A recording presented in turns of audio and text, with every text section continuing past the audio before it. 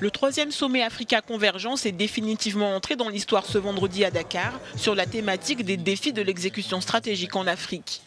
Dans un environnement post-plan ajustement structurel, la plupart des pays africains se sont dotés d'instruments de pilotage stratégique qui ambitionnent d'atteindre l'émergence en 2025. Mais entre la vision stratégique et son exécution sur le terrain, un ensemble d'obstacles et de freins doivent être identifiés et neutralisés. L'idée première qui a présidé à l'organisation d'Africa Convergence, c'est d'organiser la conversation entre le continent des penseurs et le continent des acteurs, deux continents qui ne se parlent pas forcément, mais qui ont besoin l'un de l'autre pour pouvoir nourrir une démarche inclusive et globale de développement. Et l'exemple précis, c'est que vous ne pouvez pas élaborer une stratégie si vous n'avez pas des stratégistes, mais vous ne pouvez pas l'exécuter si vous n'avez pas des exécutants.